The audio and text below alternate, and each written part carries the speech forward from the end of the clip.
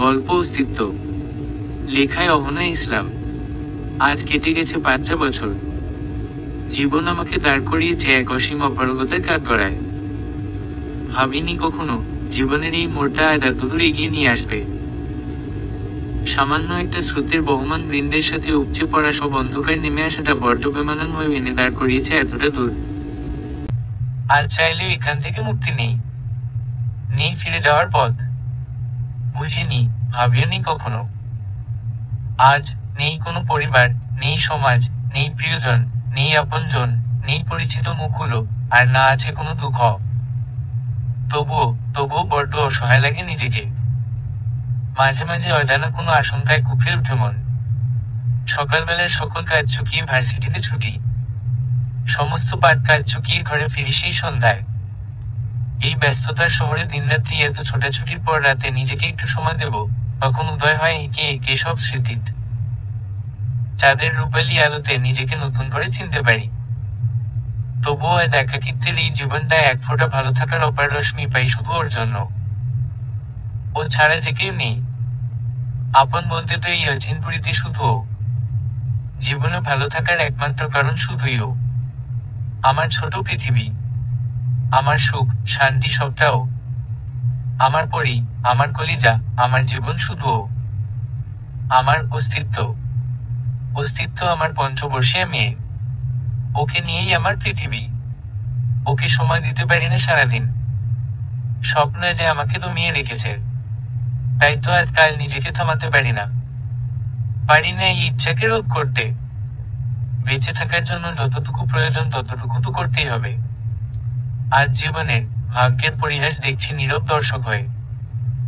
শুধু পারছি না কারোর ওপরে জীবনটা চাপিয়ে দিতে।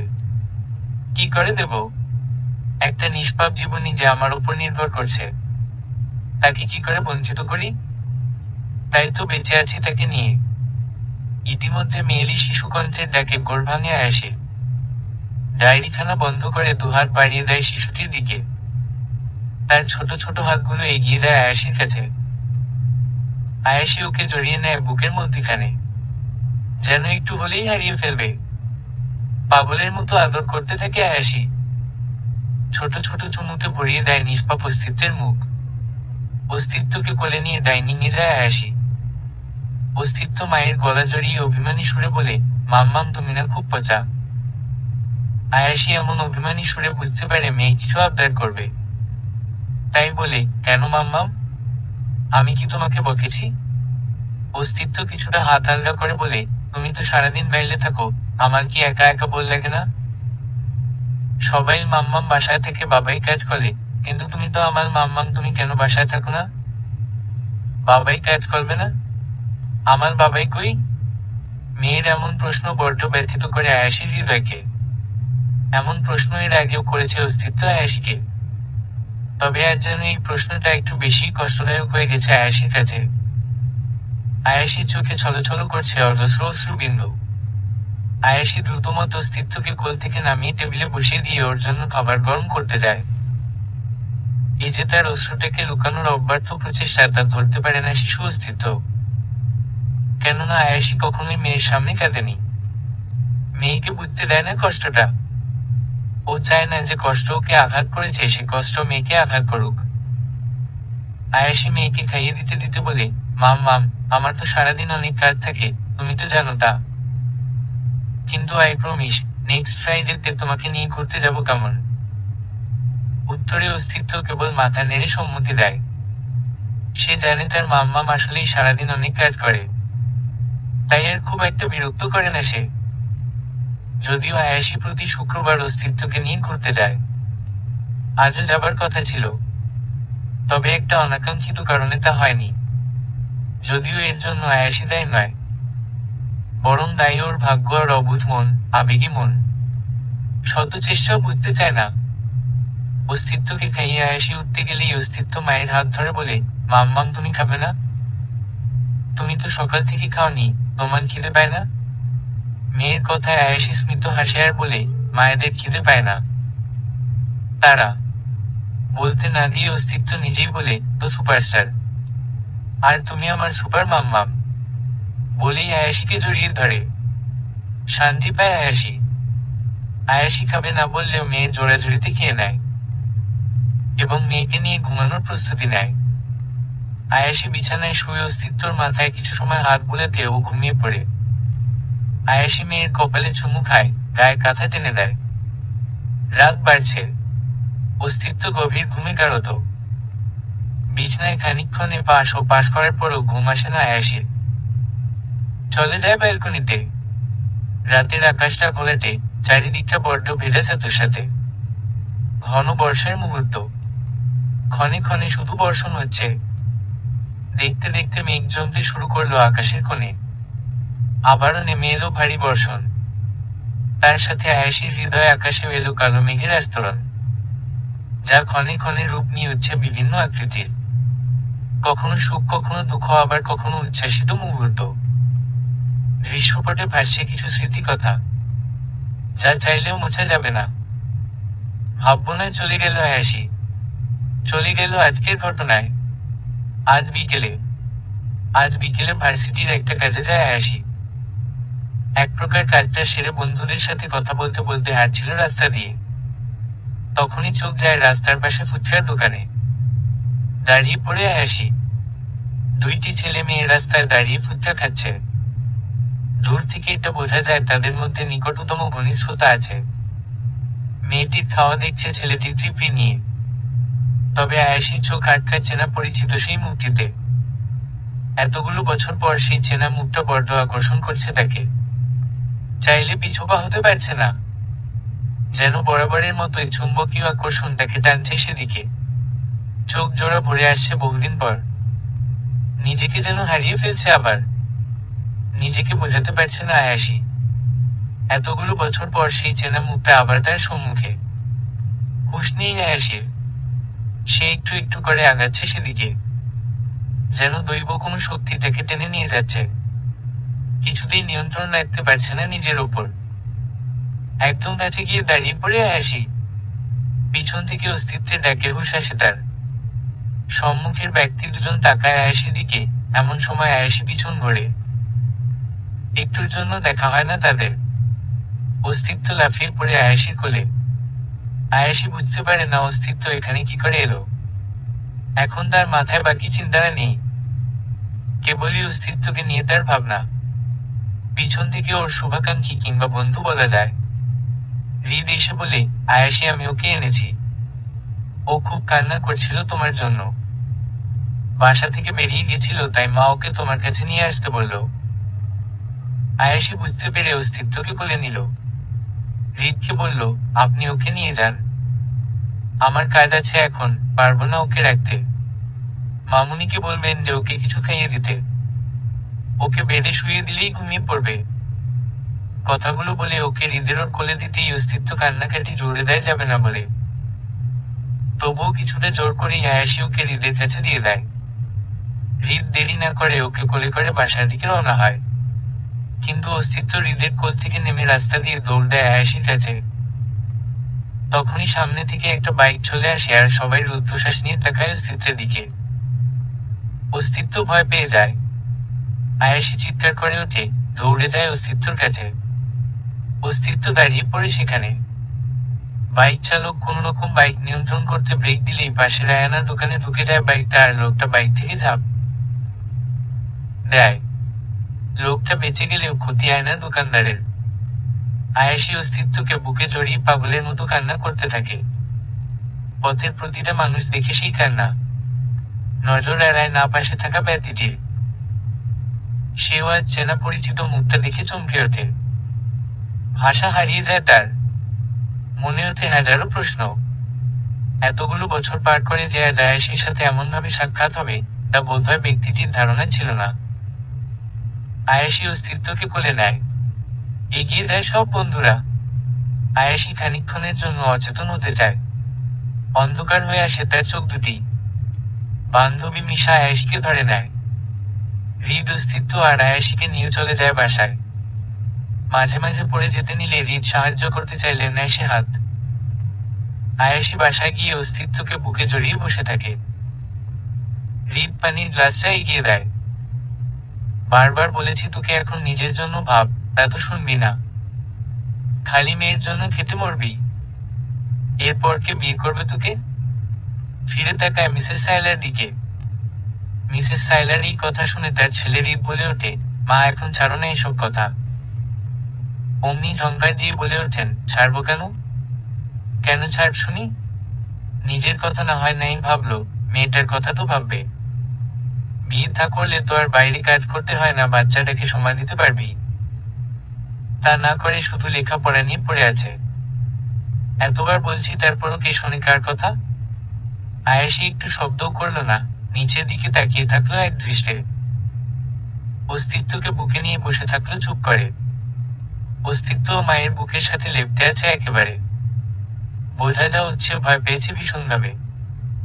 আয়েশি কিছু একটা ভেবে শিউরে উঠল। তারপর মুখ তুলে বলল, মামুনি আমি অস্তিত্বকে নিয়েই খুব ভালো আছি। এরপর আর কোনো বিলাসিতা চাই না আমি।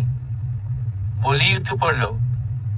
হৃদ আয়েশিকে উঠতে দেখে জিজ্ঞেস করলো, কি হলো, কই যাচ্ছ?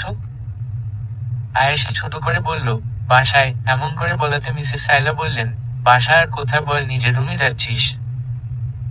খাবার পাঠিয়ে দিচ্ছি, খেয়ে নিস আগে। কখন রাখবি, তারপর খাবি।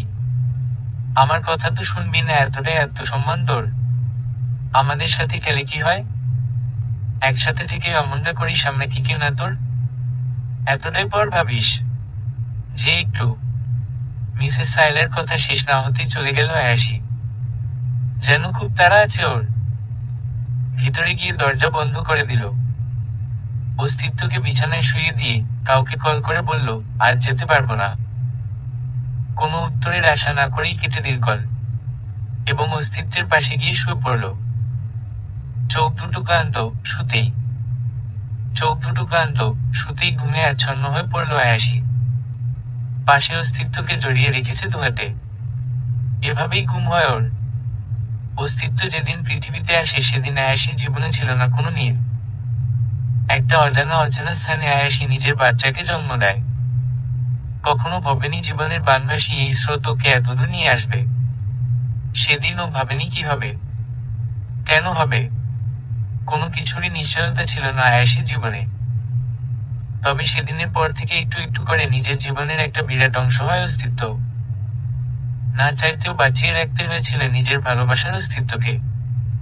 নয়তো আয়াসি নিজেও বাঁচত না। কাউকে ভালোবাসলে তার দাম কিভাবে দিতে হয় তা আয়াসি জানে।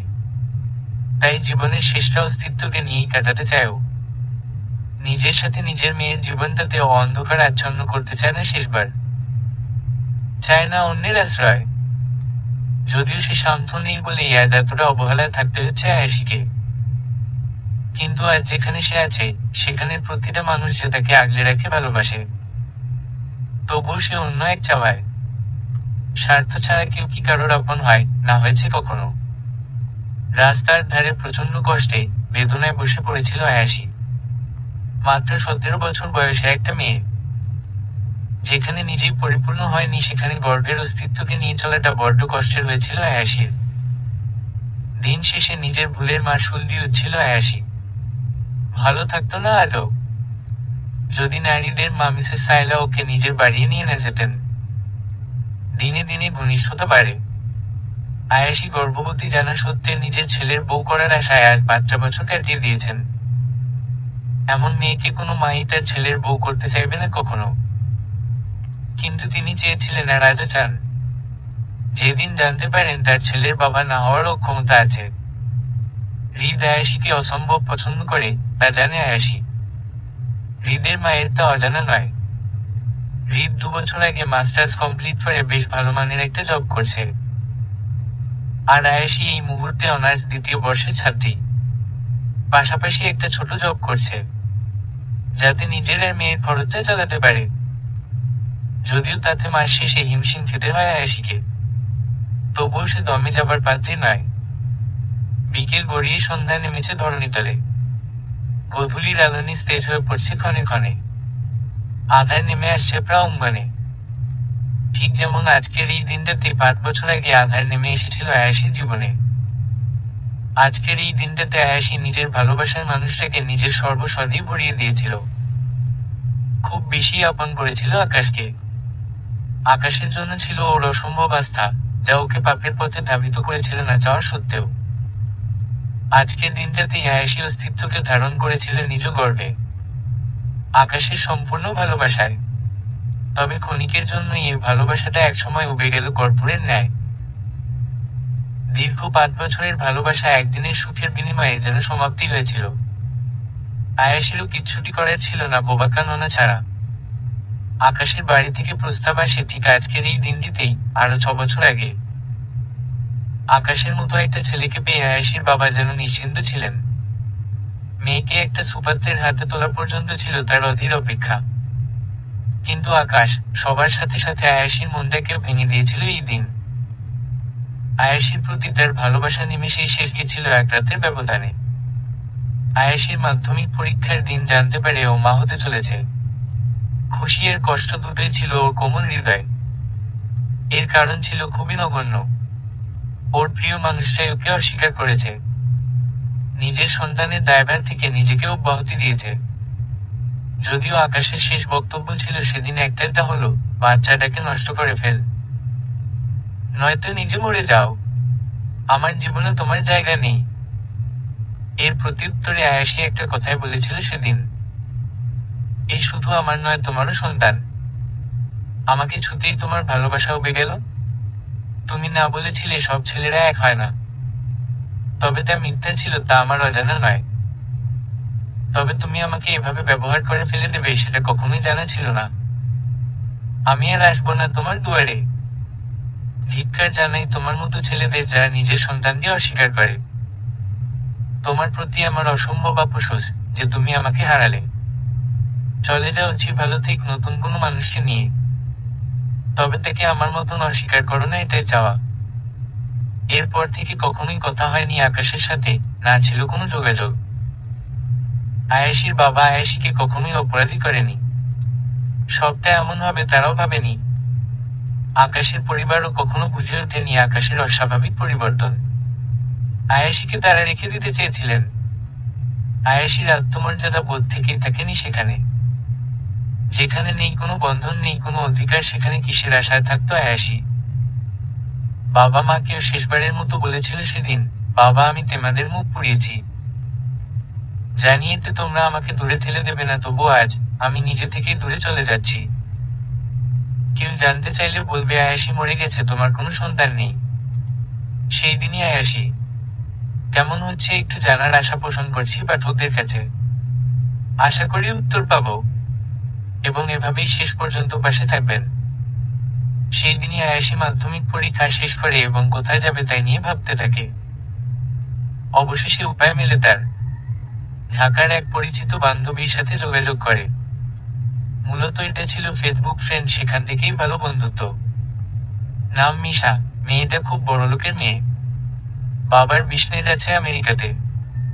ঢাকায় ওর বাবার অনেকগুলো ফ্ল্যাট বাড়ি আছে। আয়েশিকে তার একটা ফ্ল্যাটেই থাকার কথা বলা হয়। আয়েশি যথারীতি মিশার কাছে চলে যায়। তারপর বিভিন্ন স্টুডেন্টস জব অ্যাপ্লাই করে। শেষমেশ অনলাইন জব পেয়ে যায়। তখনও মিশার কাছেই ছিল আয়েশি। এভাবে কিছুদিন থাকার পর মিশার মা বাবার কিছু আচরণের কারণে আয়েশি সেখান থেকে একদিন না বলেই চলে যায় এবং যতটুকু সম্বল উপার্জন করেছিল তা দিয়েই ছোট একটু থাকার ব্যবস্থা করে। এরপর একদিন পেটে বাচ্চার অস্তিত্ব টের পেতে থাকে আয়েশি।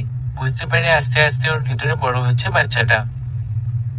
রাস্তায় থাকাকালীন একদিন বেহুশ হয়ে যায় আয়েশি। হৃদের মা ওকে বাসায় নিয়ে যায় এবং মেয়ের মতো আগলে রাখে। খুব জোরাজুরিতে আয়েশি থাকে সেখানে, যদিও পরে আবারও চলে যায় নিজের স্থানে।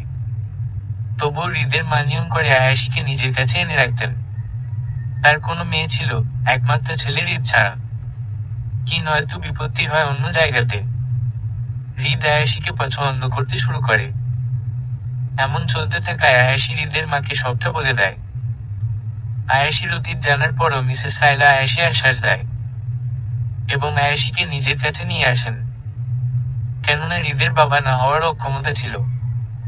আর নেহাতি মিসেস সাইলা অত্যন্ত উদার ও সৎ মনে মানুষ বলেই আয়েশিকে বলেছিলেন একদিন,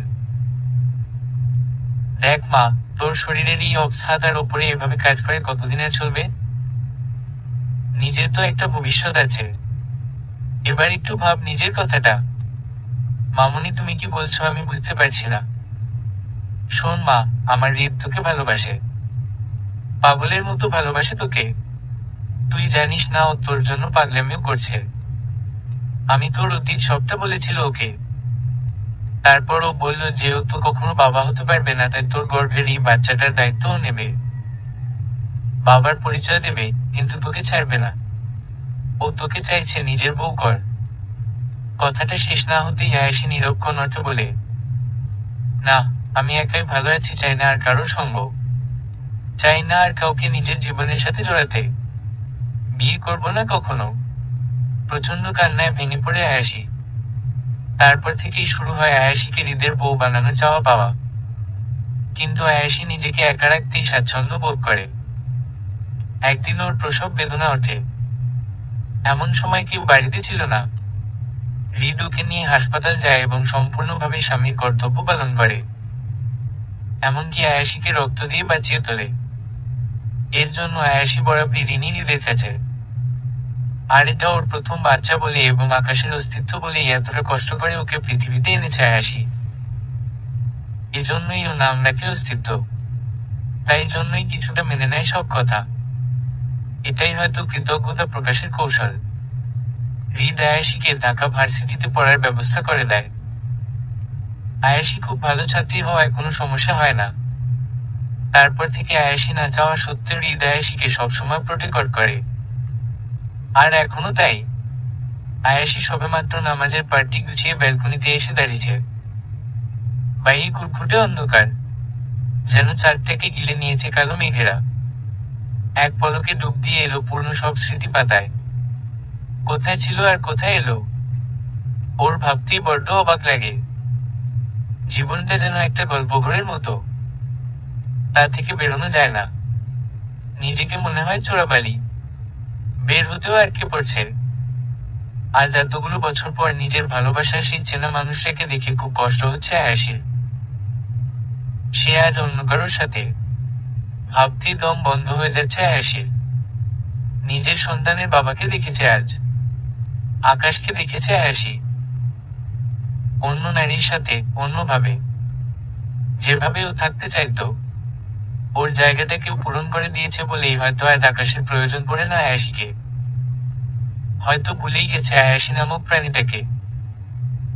আজ রাতটা বোধহয় নির্ঘুমই কেটে যাবে। বেশ কিছুক্ষণ পায়চারি করলো ছাদে। এরপর একটা সিগারেট ধরাতে নিয়েই মনে করলো কিছু কথা। কেউ একজন খুব করে বারণ করেছিল, সিগারেট না খেতে বললেও তুমি সিগারেট খাও, তাহলে আমায় কিস করবে না কখনো। মুচকি হাসে এসব ভেবে, আবার মাথাটা ঝাঁকিয়ে নিয়ে সিগারেটে দিয়াশলাই দিয়ে দেয়। একটা টান দিতেই যেন বুকটা আটকে যায় আকাশের। বহুদিন পর এই ধোয়ার সাথে সাক্ষাৎ হলো। প্রচন্ড কষ্ট ছাড়া এর ধোয়া ছুতেও পারে না আকাশকে। আজ আকাশের বুকে কালো মেঘ জন্মেছে, তাই না চাইতেও এই ধোয়াটাকে সঙ্গী বানাতে হলো। মনটাকে মানাতে পারছে না।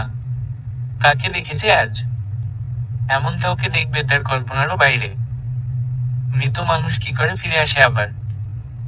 নাকি সবটাই শুধু কল্পনা? আয়েশিকে কি সত্যিই দেখেছে? বিশ্বাস হচ্ছে না যেন। তবে কে ছিল বাচ্চা মেয়েটা?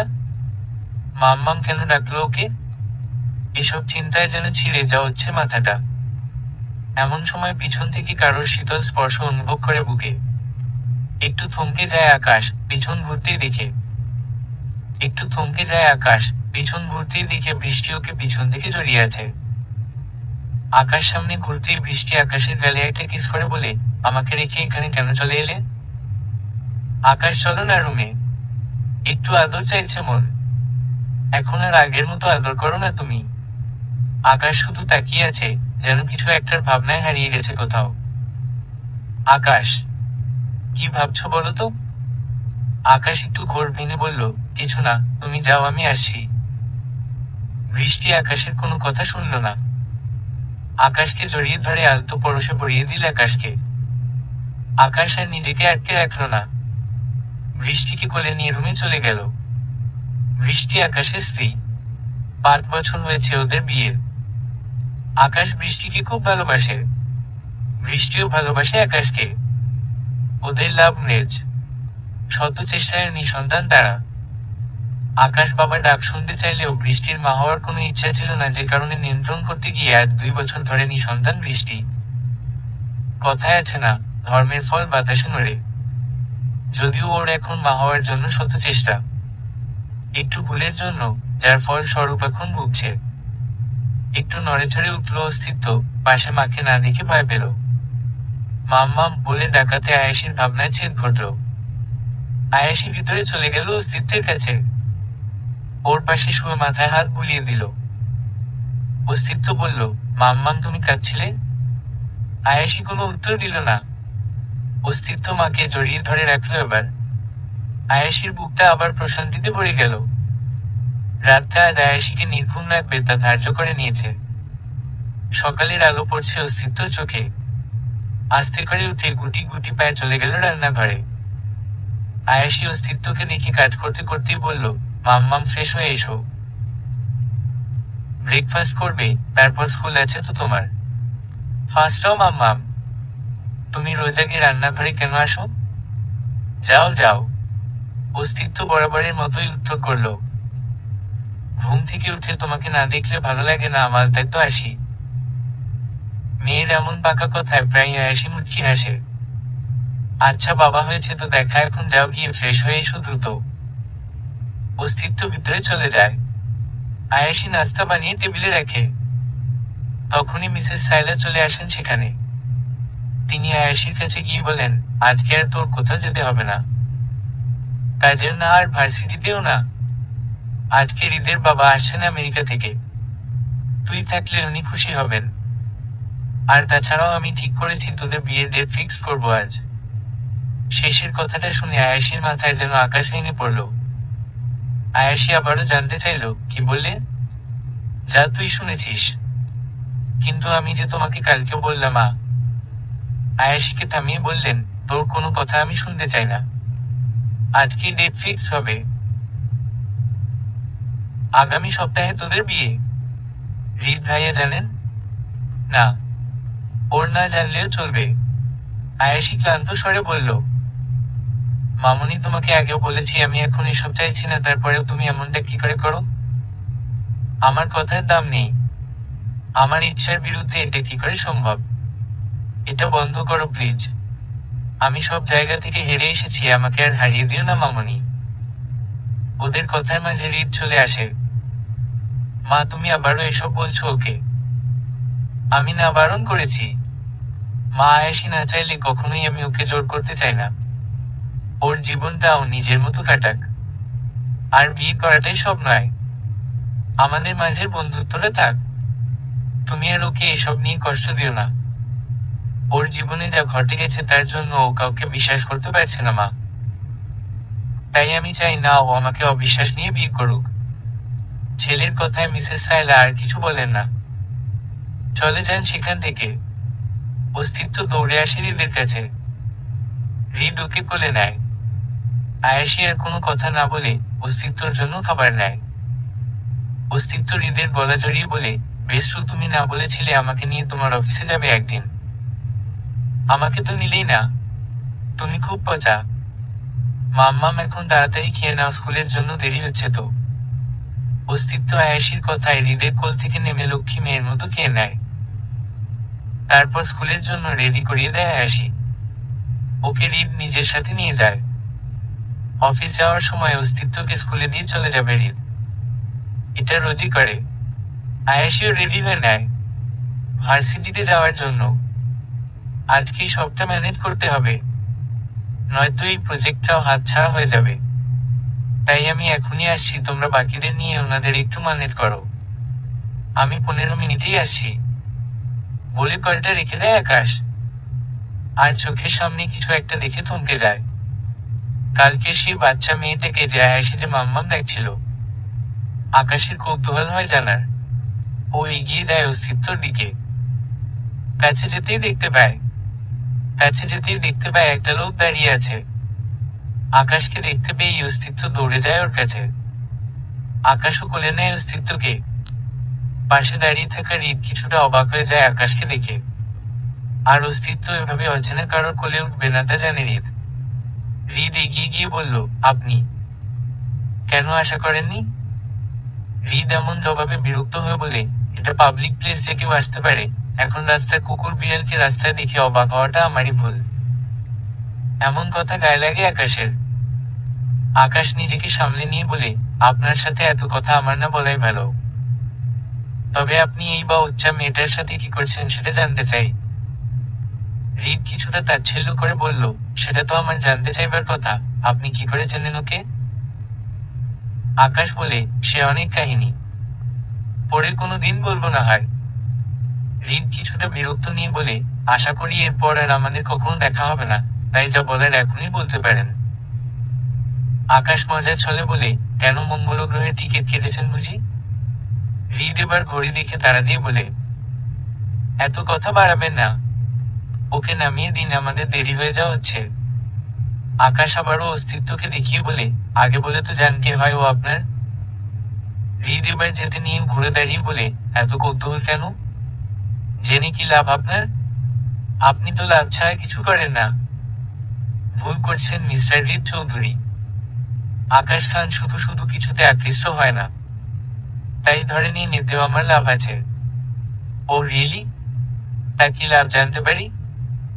আকাশ পুনরায় জিজ্ঞাসা করে, সেটা আপাতত আমি পরে বলছি, আগে বলুন ওকে। হৃদ এবার খুব গুরুতর হয়ে বলে, আপনি আমার মহামূল্যবান সময় নষ্ট করছেন মিস্টার আকাশ খান। বলেই অস্তিত্বকে নিয়ে চলে গেল হৃদ। হৃদের সাথে আকাশের পরিচয় বিজনেস ম্যাটারে। একটা দ্বন্দ্বও আছে তাদের মাঝে, তা একদমই অজানা সবার। তবে আকাশের সাথে অস্তিত্ব দেখা হয়েছে কয়েকবার। প্রথমবার দেখা হয় অ্যাক্সিডেন্টের দিন। অস্তিত্বর মাথা ফেটে গেছিল, খুব ব্লিডিং হচ্ছিল। তখন আকাশী ব্লাড দেয় অস্তিত্বকে। দ্বিতীয়বার দেখা হয় পার্কে, যখন আকাশ বৃষ্টিকে নিয়ে ঘুরতে গেছিল। অস্তিত্বকে কিছু বাচ্চারা বিরক্ত করছিল, সেখান থেকেই ওকে উদ্ধার করে আকাশ। তৃতীয়বার দেখা হয় শপিং মলে। অস্তিত্ব আটকে পড়েছিল মলের ওয়াশরুমে, সেখানে বসেও কথা হয়নি ওর সাথে।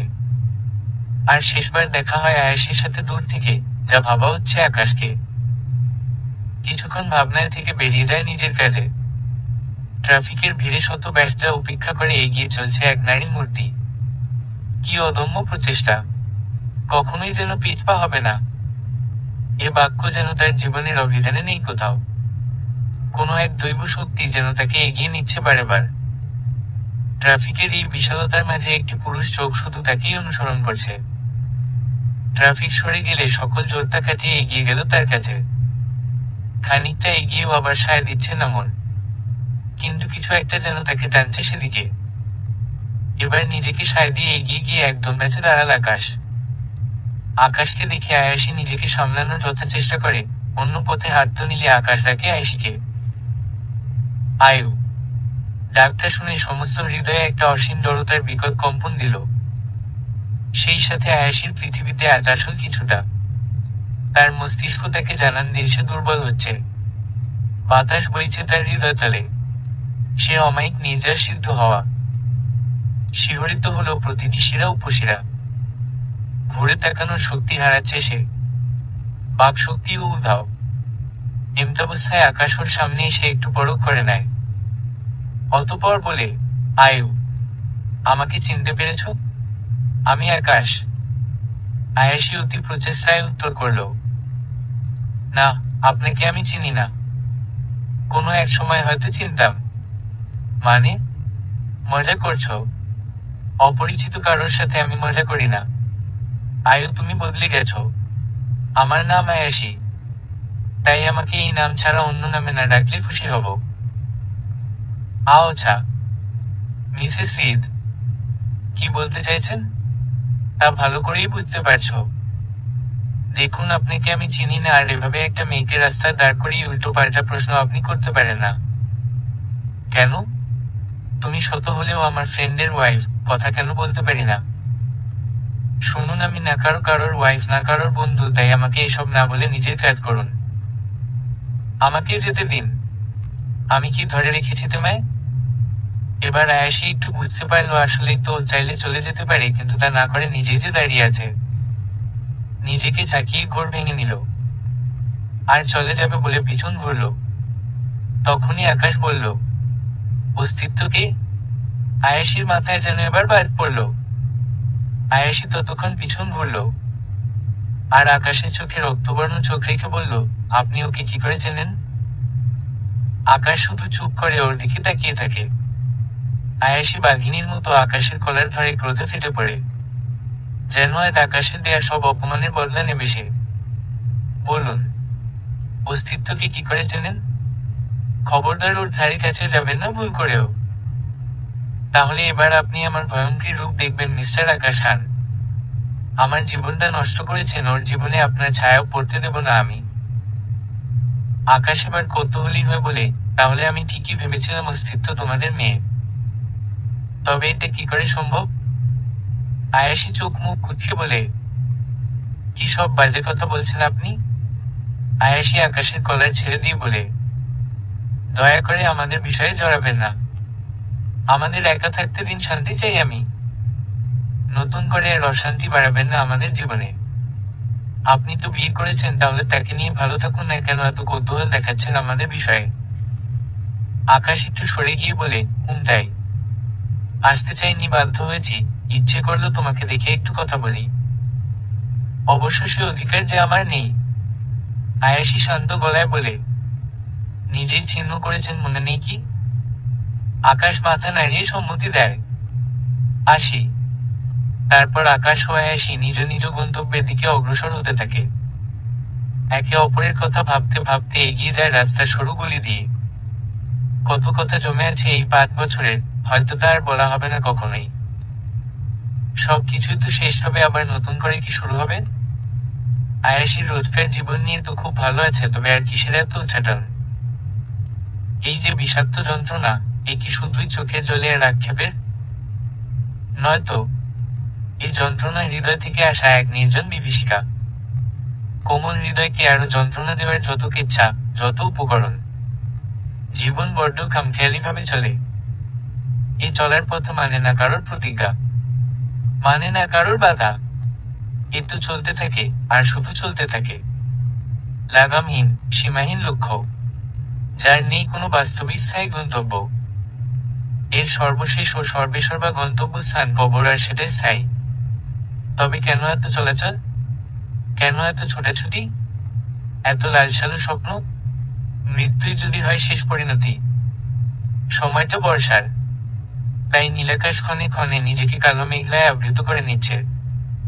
দূর দূরান্তরে দেখা যাচ্ছে ব্যস্ততা। ভারী বর্ষণমুখর পরিবেশ সৃষ্টি হবার আগেই সবাইকে ফিরতে হবে যার যার বাড়ি, নয়তো এক দফা অবিরাম ধারাপাতের প্রখরতায় আবারও সিক্ত হতে হবে পথচারীদের। এত সব ব্যস্ততার মাঝে যেন কেউ একজন নিজের সকল ব্যস্ততাকে বিসর্জন দিয়ে আপন মনে অবসর নিয়ে বসে আছে। হয়তো বা তার মনের অবিরলে লুকায়িত রয়েছে হাজারো কথা, যা এই বর্ষার সিক্তস্তে চাপা পড়ে আছে বহু বিরলে। তাই আজ এই নীরবতাই তার সঙ্গ দিচ্ছে। ক্ষণে ক্ষণে শিহরণ হচ্ছে সর্বাঙ্গে। এক অজানা কারণ জেগে আছে মনের গহীনে। নিজেকে ধরে বসে আছে নিজেই। তাপ বাড়ছে শরীরের, তা উপলব্ধি করতে পারছে আয়াসি। নিজেকে কিছুটা স্বাভাবিক করার চেষ্টা করে বলল, অস্তিত্ব, মা আমি ঠিক হয়ে যাব, তুই কাঁদিস না।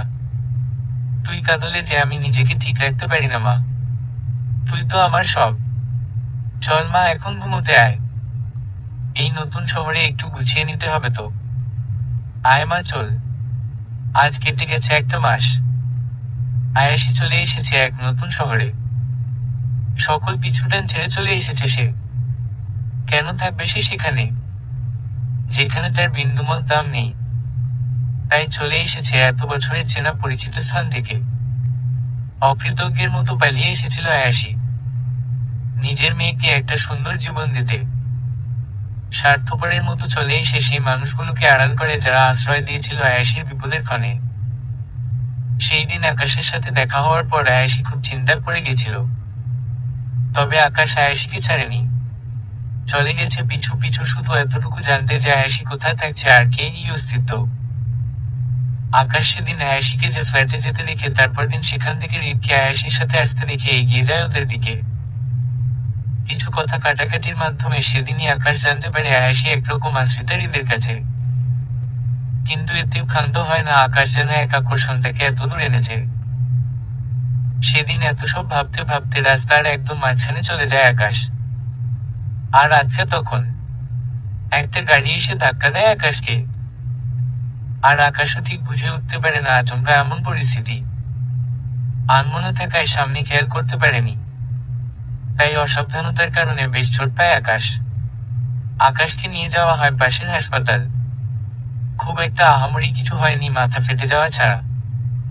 ডাক্তার আকাশকে দেখে চিনতে পারে, এখন কেমন লাগছে মিস্টার আকাশ? আমি কিছু মেডিসিন সাজেস্ট করে দিয়েছি, সেগুলো সময় করে নিলেই ঠিক হয়ে যাবেন দ্রুত। এখন একটু বেটার লাগছে। আসলে একটু বেকায়দায় হাঁটছিলাম যে কারণে এমনটা হলো। ডাক্তার এবার আকাশকে জিজ্ঞাসা করে, আপনার মেয়ে এখন কেমন আছে? কথাটা শুনে আকাশ একটু অবাক হয়ে বলে, কই কে? আমার তো কোনো সন্তানই নেই। আরে মজা করছেন আপনি? ওই যে বিদিনের ছোট মেয়েটা যাকে আপনি নিয়ে এলেন রক্ত দিলেন। না না, আপনি ভুল করছেন, ও আমার মেয়ে নয়। ওকে রাস্তায় ওই অবস্থা দেখে আমি এখানে আনি। কি সব বলছেন আপনি? আপনি মজা করতে গিয়ে এতটা সিরিয়াস হবেন এটা ভাবিনি। আরে আজব তো, আমি শুধু শুধু মজা কেন করতে যাব? বলছি তো ও আমার মেয়ে নয়। মিস্টার আকাশ, এবার কিন্তু একটু বেশি হয়ে যাচ্ছে। এবার আকাশ খুব রেখে যায়। দুজনের মধ্যে এক প্রকার কথা কাটাকাটি শেষে ডাক্তার আকাশকে একটা ফাইল এনে কিছু দেখালে আকাশ অবাকের চরম পর্যায়ে পৌঁছে যায়। আকাশ নিজের চোখকে বিশ্বাস করাতে পারে না। মারাত্মকভাবে আটকে ওঠে আকাশ এবং হাজারটা কথা ঘুরপাক খেতে থাকে ওর মস্তিষ্কে। এখানে স্পষ্টভাবে লেখা আছে আকাশ আর অস্তিত্বের রক্তের ডিএনএ এক। এটা কি করে সম্ভব? তার মানে অস্তিত্ব আমার মেয়ে, যাকে আয়াশি 5 বছর আগে নিজ গর্ভে ধারণ করেছিল। আয়াশি বাচ্চাটাকে নষ্ট করে দেয়নি তাহলে? তাহলে তো এই সন্তান আমার। ওর উপর অধিকারটাও আমার আগে। আকাশ তখনই চলে যায় আয়াশির কাছে এবং ফোর্স করে সত্যিটা জানার জন্য। আয়াশি বলতে না চাইলেও সবটা আকাশের বোধগম্য। আকাশ আয়াশির কাছে অনুতপ্ত হয় এবং অস্তিত্বের বাবার পরিচয় দিতে চায়। আকাশের চাওয়া ছিল ভিন্ন। যেহেতু নিজে নিঃসন্তান থাকায় অস্তিত্ব আপন মেয়ে, সেহেতু অস্তিত্বকে আয়াশি থেকে নিয়ে যাওয়াটাই ছিল আসল উদ্দেশ্য। অপরদিকে হৃদের বাবা মা যে আয়াশির সাথে হৃদের বিয়ের তারিখ ঠিক করতে ব্যস্ত তা আয়াশি বুঝে যায়। এসব মানসিক চাপ আয়াশি সহ্য করতে না পেয়ে সেদিন রাতেই সবটা গুছিয়ে চলে আসে আয়াশি।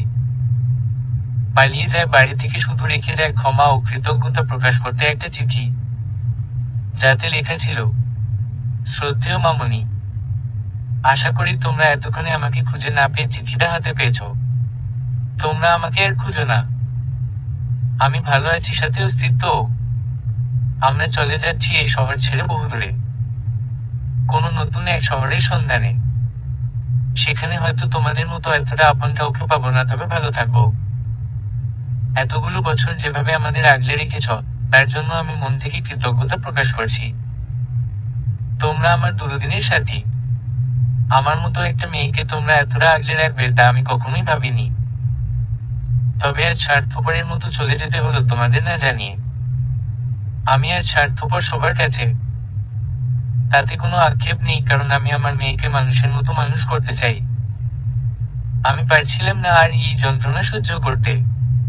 হৃদ ভাইয়াকে বিয়ে করা আমার পক্ষে সম্ভব না। আমি আর আমার মেয়ে একাই ভালো আছি, এটা বারবার বুঝিয়েছি আমি। আর আমি চাই আমরা সারা জীবন একাই থাকবো, কেননা একলা জীবনই সবচেয়ে শান্তির। তাই আজ চলে যাচ্ছি।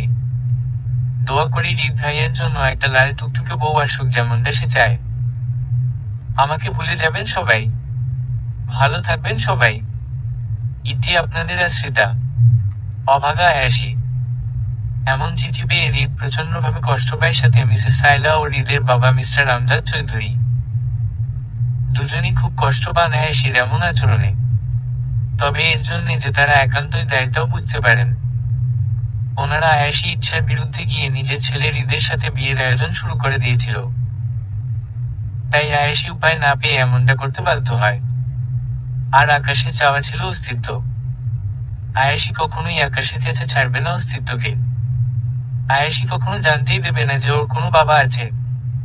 আয়েশি চায় নিজের মেয়েকে নিয়ে এই ছোট জীবনটা পাড়ি দিতে, অস্তিত্বকে মানুষ করতে এবং সব শেষে অস্তিত্বকে একা বাঁচতে শেখাতে। যেটা আয়েশি পেয়েছে নিজের জীবনের তত্ত্বানয়তায় থেকে, তা যেন অস্তিত্ব না পায়। আজ আয়েশি মা, আয়েশি বাবা নিজের সবটা দিয়ে চেষ্টা করছে নিজেদের জীবনে শান্তি আনার। আর থাকনি কারোর ভরসায়, গড়েছে আপন পরিচিতি। আজ অস্তিত্বর জন্মদিন। খুব সুন্দর করে সাজানো হয়েছে অস্তিত্বর ঘরটা, আর সম্পূর্ণটা সাজিয়েছে আয়েশি নিজে। নীল রঙের আলোতে ঘরটা একদম অমায়িক সৌহার্দ্য ভরে উঠেছে। অস্তিত্বর প্রিয় রং নীল, অবশ্য বাবারও প্রিয় রং ছিল এটা। একটু পরেই অস্তিত্ব চলে আসবে। সে খুব ব্যস্ত থাকে আজকাল। ব্যস্ত হবে নাই বা কেন? সে আজ বিশাল এক ব্যক্তি। তার আজ এক বিশাল বড় এনজিও। সেখানে দুস্থ মহিলাদের কাজের সুযোগ করে দেয় অস্তিত্ব। মেয়েদের নিরাপত্তা এবং বিভিন্ন বিষয়ে শিক্ষা দেয়। আত্মরক্ষার জন্য কারাতে এবং আত্মমর্যাদার জন্য কর্মশিক্ষা। তাছাড়াও বিভিন্ন অসহায় মেয়েদের সহায়তা দেয়। এই এনজিওর সাথে বিশ্বের বড় বড় দুটো সংস্থাও কাজ করছে আজ 5 বছর ধরে। অস্তিত্ব আজ 26 বছরের যুবতী। কিছুক্ষণ পরই 26 বছর পূর্ণ হবে তার। মা আজ পই পই করে বলে দিয়েছে তাকে খুব দ্রুত বাড়িতে ফিরতে, নয়তো আজও কান মুলে দেবে মা। কে শোনে কার কথা? সে তো নিজেও আজ মায়ের মতো করে সবটা গুছিয়ে নিচ্ছে। ব্যস্ততা তো থাকবেই, তাই মায়ের গর্বের পাত্রী সে। আয়েশি বুক ফুলিয়ে বলতে পারে আজ অস্তিত্ব তার অবৈধ সন্তান নয়, বরং অতি গর্বের সন্তান। যদিও অস্তিত্ব নিজেই এখন নিষেধ করে দিয়েছে আয়েশিকে এসব নিয়ে ভাবতে। অস্তিত্ব কখনো কখনো নিজের বাবার পরিচয় পেয়েছে এই বিশাল দুনিয়া থেকে। তবে সে যতবারই জেনেছে তার বাবার চরিত্র এবং কর্ম সম্বন্ধে, ততবারই সে নাকচ করেছে তার পিতার পরিচয়, তার পিতৃত্বকে। সে চায় না তার জীবনের এমন বাবা নামক ব্যক্তিত্বকে যে কিনা নিজের মেয়েকে অস্বীকার করেছে, নিজের ভালোবাসাকে নষ্ট করে দিয়েছে। অস্তিত্ব নিজের মায়ের জীবন থেকে যতটা শিক্ষা পেয়েছে তার সবটাই বাস্তবায়িত করেছে নিজ জীবনে। নিজেকে রেখেছে সবার থেকে পৃথক করে। জড়ায়নি কারোর মিথ্যা মায়। এই যে কঠিনতম এক নারী শক্তি, তার আছে অদম্য শিক্ষা। শিকড় থেকে শিখরে তার বসবাস, সকলের ধরাছোঁয়ার বাহিরে। আজ সে পূর্ণ এক নারী শক্তিতে রূপান্তর হয়েছে। নিজের সাথে অন্য নারীদের রক্ষার ভারও নিয়েছে সে। এখন তাকে দুর্বল হলে চলে। আয়েশির কাজের শেষ। কলিং বেল বেজে উঠল। অস্তিত্বর আগমন বুঝতে পেরে সবটা একবার চোখ বুলিয়ে নিল। কোথাও কোনো ত্রুটি আছে কিনা পরখ করে নিল আগে। সবকিছুতেই তার শৌখিনতা চাই। তারপর দরজা খুলে দিতেই আয়েশি অস্তিত্বর চোখ ধরে নিল হাত দিয়ে। ও মাম্মাম, তুমিও না। এখন কি মজা করার সময় বলো? এমন সময় আমার মজা ভালো লাগছে না। চোখ ছাড়ো। আর বলো কি জন্য এত তাড়াতাড়ি আসতে বললে? বলবো তো, আয় না একটু। আয়েশি অস্তিত্বকে নিয়ে সামনে এগিয়ে গেল। কি করতে চাইছো? চুপ। আয়েশি ওর ঘরে গিয়ে অস্তিত্বর চোখ থেকে হাত সরাতেই অস্তিত্ব চমকে যায়। সে তো ভুলেই বসে আছে আজ তার জন্মদিন। শুভ জন্মদিন অস্তিত্ব। মাম্মাম, তুমি এত কিছু নিজে করেছ। কেন, পছন্দ হয়নি? না মাম্মাম, অনেক পছন্দ হয়েছে আমার। তুমি এত কিছু কেন করতে গেলে বলো? আমি তো। অস্তিত্বকে থামিয়ে নিজেই বলল। কোনো কিন্তু নয়, এখন কেকটা কাট আগে। নিজের হাতে সবটা বানিয়েছি বুঝলি। চল চল। অস্তিত্ব কেক কাটলো। আয়েশি অস্তিত্বকে জড়িয়ে নিয়ে বলল, আজ তোর 26 বছর পূর্ণ হলো মা। তোকে নিয়ে আমার 26 বছরের জীবনও পূর্ণ হয়ে গেল। তুই আমার গর্ব আজ। দেশের গর্ব তুই। আমার মেয়ে। চোখ ভরে আসে আয়েশির। অস্তিত্ব মাকে কেক খাইয়ে দেয় আর চোখ মুছে দিয়ে বলে, জানি তো। আমার আর আমার মায়ের জীবন। ছোট জীবন, ছোট আশা, ছোট্ট ছোট্ট ভালোবাসা। এখন খুব খিদে পেয়েছে, চলো আজ কি শুধু কেকই বানালে? না, তুই যা যা পছন্দ করিস সবটাই বানিয়েছি, চল খেয়ে নিবি। তারপর দুজনে একসাথে খাবার টেবিলে যায়। আয়াসী এলাহি আয়োজন করেছে অস্তিত্বর জন্য। দুজন খেয়ে নিল, তারপর আয়াসী অস্তিত্বকে নিয়ে ওর ঘরে গেল। মেয়েকে বিছানায় শুইয়ে নিজে ওর পাশে বসে মাথায় হাত বুলাতে লাগলো। মাম মাম, তুমি আর এত কিছু করলে, কত খাবার বানালে যেন মাম্মাম। এই পরিস্থিতিতে কত মানুষ রাস্তায় না খেয়ে পড়ে আছে, কত মানুষ বন্যায় ঘর ছাড়া। আমরা আজ ত্রাণ বিতরণে গিয়েছিলাম, এত মানুষ কষ্টে আছে, অনাহারে কাটা হচ্ছে। কি হলো, চুপ কেন? আমি শুনছি আমার গর্বের মেয়ের কথা। মাম্মাম, তুমিও না। মাম্মাম, আমরা কাল শপিং করতে যাব, তুমি রেডি ঠিক কি নয় তো? ওকে আচ্ছা মাম্মাম, এখন ঘুমাও, আমি গেলাম ঘুমাতে, ঠিক আছে? আয়াসী চলে যেতে নিলে অস্তিত্ব হাত ধরে নেয়। মাম্মাম, কি হলো আবার? তুমি আমি আলাদা কেন শুচ্ছি? আগে তো তোমার অস্তিত্বকে সাথে নিয়েই ঘুমাতে, তাহলে আর যেমন কেন? তাই বুঝি? অস্তিত্ব সোনা আমার সাথে ঘুমাতে চাইছে। আচ্ছা তাই হবে। এই যে শুচ্ছি এখন, চোখ বন্ধ কর তো। তুই আজও আমার সেই ছোট্ট অস্তিত্বই আছিস। মাম্মাম, এইটা তোমাকে। মাম্মাম, এই শাড়িটা নাও, এটা তোমাকে খুব মানাবে। আর সাথে এই জুতোটা বেশ মানিয়েছে। না মাম্মাম, আমি ভাবছি তুমি আর আমি এখন থেকে ম্যাচিং করে পরবো। আর তাছাড়াও আজ বিকালে আমার অনুষ্ঠানে যাবে তো নাকি? জানো মাম্মাম, সেখানে আজ অনেক মেয়েদের নিয়ে কথা বলবো আমরা, যারা নিজেদের গল্প শোনাবে, কি করে নিজেদের পায়ে দাঁড়িয়েছে সেই গল্প। ভাবছি তোমাকে স্টেজে ওঠাবো। অস্তিত্ব, আমি না। কেন মাম্মাম, আমি যেটা বলেছি সেটাই করবো, দেখো। এখন চলো তো, আমাদের শপিংটা সেরে নিই আগে। চলো চলো। দুজন মন মতো শপিং করে নেয়। তারপর শপিং মল থেকে বেরিয়ে আসতেই অস্তিত্বর কড়া নজরে পড়ে কিছু বখাটে ছেলেদের, যারা একটা মেয়েকে উত্ত্যক্ত করছিল। এসব অস্তিত্ব একদমই সহ্য করতে পারে না। বরাবরের মতো আজও তাই করলো, যেটা আগেও করেছে বহুবার। ছেলেদের উত্তম মাধ্যম দেওয়ার নালিশ ছোটবেলা থেকেই আসতো আয়াসীর কানে। তবে তার যে যথেষ্ট কারণ আছে তাও বুঝতো আয়াসী। অস্তিত্ব ব্যাগগুলো রেখে ঝড়ো গতিতে উপস্থিত হলো সেখানে। মেয়েটা ফার্মেসির সামনে দাঁড়িয়ে ছিল। অস্তিত্ব কাছে গিয়ে দাঁড়িয়ে পড়ল। এই যে মামুনি, কি কেনা হচ্ছে? পাউরুটি, আমাদেরও দিয়ে যাও। এই কথার পাশ থেকে অন্য একটা ছেলে অট্টহাসি দিয়ে বলে উঠল, না এখন নয় মামুনি, কাল বরং জেলি সহ পাউরুটি দিয়ে যেও, কেমন? আমরা মজা করে খাও। কথাটা সম্পূর্ণ হওয়ার আগেই একটা সজোরে থাপ্পড় এসে পড়ে ছেলেটার গালে। 4 আঙুলের দাগ পড়ে আছে গালে। এটা দেখে বাকি ছেলেগুলোর চোখ ছানাবড়া হয়ে গেল সাথে সাথে। আর সাথে সাথে লোকজন জড়ো হয়ে যায় সেখান। অস্তিত্ব ছেলেটাকে বলে, কি খেতে চেয়েছিলি যেন? পাউরুটি। আমি তোদের খাওয়াচ্ছি, কেমন? আয় আমার সাথে। বলেই অস্তিত্ব আরো কয়েকটা ঘুষি দেয় ছেলেটার মুখে। এই দেখে পাশের ছেলেগুলো তেড়ে আসে। অস্তিত্বর রক্তবর্ণ চাহনিতে ছেলেগুলো একটু পিছিয়ে যায়। অস্তিত্ব একে একে তাদের প্রত্যেককে বেদম মারে। অবশেষে পুলিশে ধরিয়ে দেয় এবং পাশের লোকগুলোকে উদ্দেশ্য করে বলে, যখন রাস্তায় একটা মেয়েকে উত্ত্যক্ত করা হয়, অশালীন আচরণ করা হয়, তখন কেউ এগিয়ে আসে না। এসব দেখার পরেও না। অথচ আমি ছেলেগুলোকে মারতে নিলে আপনারা এসে জনে জনে দেখতে লাগলেন। এটাই বুঝি সমাজের নিয়ম? এটাই মানসিক চিন্তাধারা? ছি, লজ্জা করে না আপনাদের? মা বোন আছে তো ঘরে, তাদের রক্ষা করতে না পারলে রাস্তায় নামিয়ে দিন। সমাজের ভয় না দেখিয়ে রাস্তায় ছেড়ে দিন, আর নিজেরা চুরি পরে ঘরে বউ সেজে বসে থাকেন। দেখবেন তারা নিজেরাই নিজেদের রক্ষা করতে শিখে গেছে। বেহুদা সমাজের দোহাই দিয়ে আটকে রাখবেন, কিছু হলেই যত দোষ নন্দঘোষ করবেন, আবার যখন তাদের রাস্তায় অশালীনতায় পড়তে হবে তখন এগিয়েও আসবেন না সাহায্যের হাত নিয়ে। তাহলে আপনারা চুরি পরে ঘরে বসে থাকুন, আর বাড়ি যাওয়ার সময় দুমুঠো চুরি নিয়ে যান। এরপর দেখা গেল রাস্তায় দাঁড়িয়ে থাকা প্রতিটা পুরুষের দৃষ্টি চলে গেল মাটিয়ে।